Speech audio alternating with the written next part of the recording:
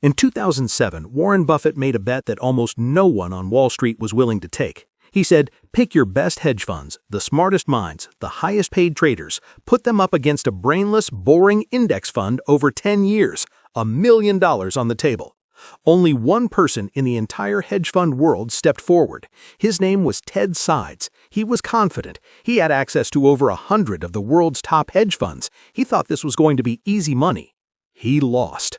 Badly. And what happened over those 10 years is the single greatest lesson in the history of investing for everyday people like you and me. But before we get to the result, you need to understand what these four things actually are: index funds, mutual funds, ETFs, and hedge funds. Because once you see the difference, the result of that bet will make complete sense, and you will never be confused about where to put your money again. Think of it this way. Imagine there are 4 different taxis you can take to get to the same destination: your financial future. They all say investment on the side, but they drive completely differently, charge completely different fares, and get you there at very different speeds. Let me show you each one.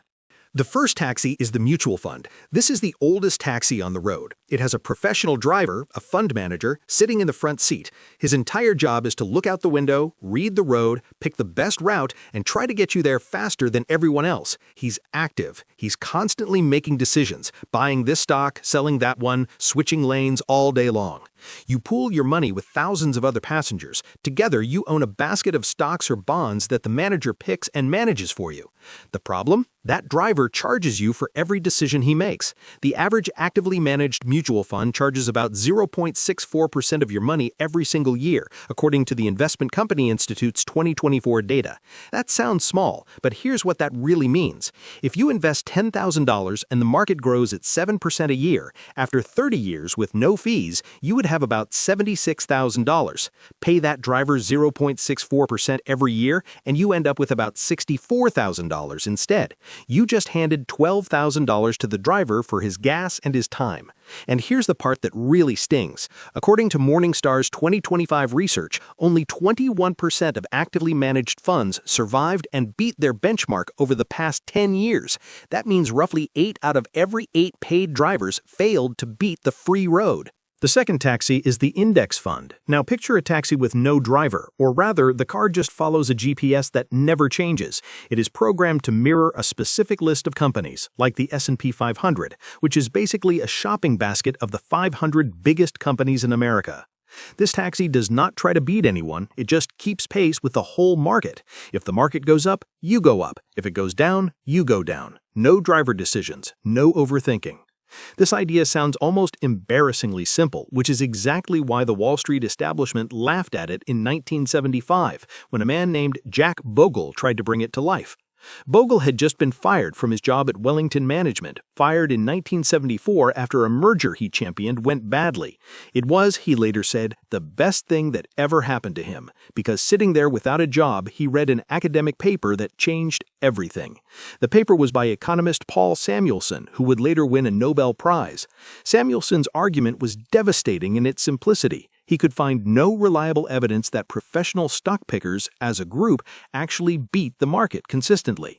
The costs ate the returns. Bogle created the first index fund available to ordinary investors on August 31, 1976. Wall Street called it Bogle's Folly. The fund raised only $11 million when his goal was $150 million. The industry mocked him. One analyst reportedly said, "And this is real. I hope the damn things fail."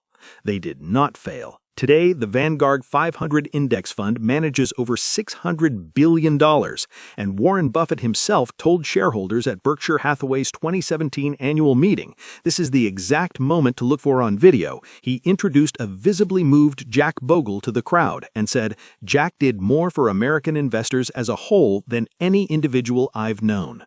The key difference between an index fund and a mutual fund is this: the index fund stops paying the driver. The average index equity mutual fund charges just 0.05% per year. That's 13 times cheaper than the actively managed version.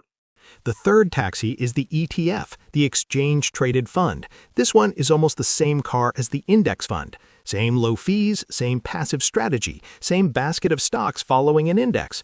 The one real difference is how you buy and sell it.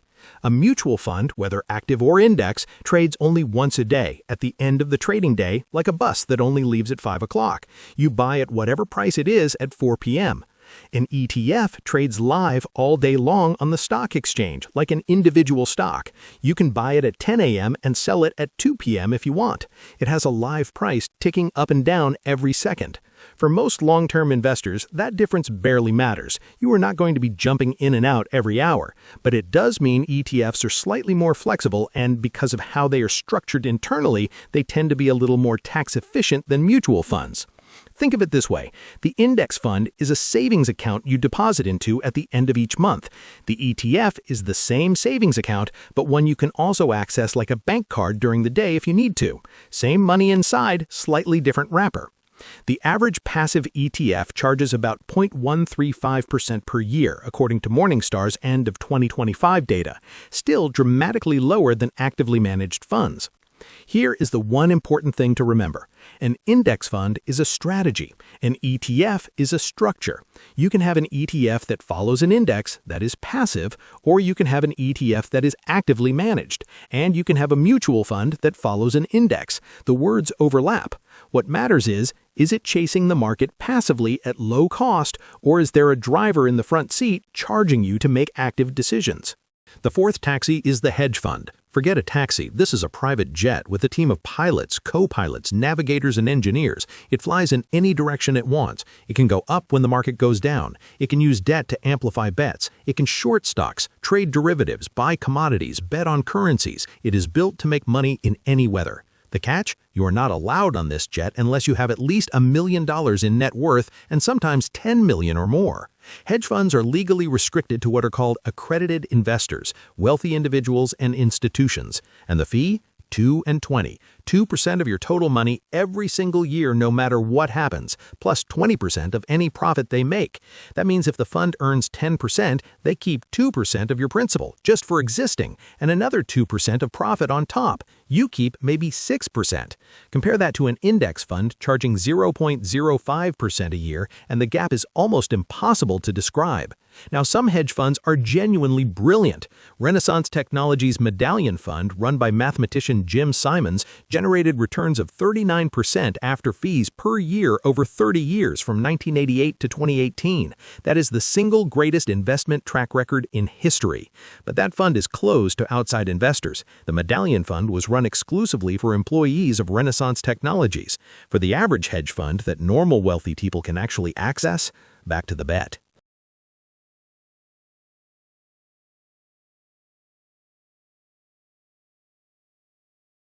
Here's what happened with that $1 million bet. January 1, 2008, Warren Buffett picked the Vanguard S&P 500 Index Fund. Ted Seides picked a portfolio of 5 carefully selected hedge funds, investing across more than 100 underlying hedge fund managers.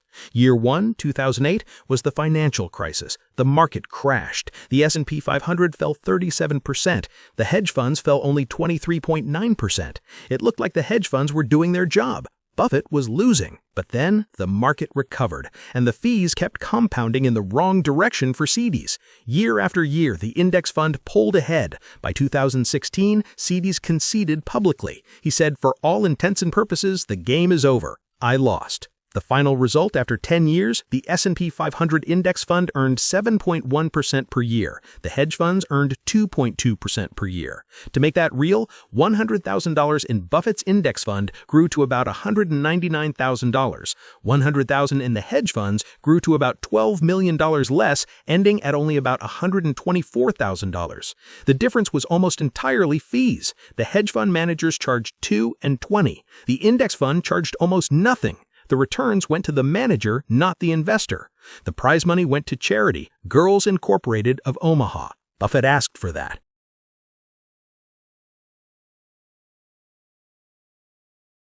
So how do you remember all of this? Use what I call the driver test.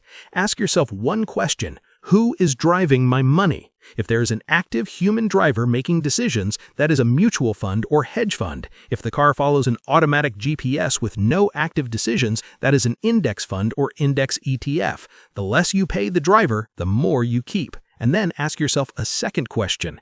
Am I rich enough and sophisticated enough for a hedge fund? If the answer is not a confident yes, the research from Buffett's bet and from Morningstar's 2025 data both say the same thing. The boring, brainless, no-driver index fund or index ETF has beaten most active strategies over the long run, net of fees. Jack Bogle spent 40 years repeating one line. He said it to the entire financial industry, to Congress, to everyone who would listen. He said, costs matter. He said the investor who sits still and pays no one wins. The Wall Street laughed in 1976. In 2017, Warren Buffett stood on a stage in Omaha and introduced Bogle to a room of thousands of shareholders with a standing ovation. The boring fund, the no-driver taxi, the thing they called Bogle's folly, it won. And if you have ever wondered whether the expensive fund with the smart manager is worth it, now you have $1 million, 10-year, real-world answer. It usually is not.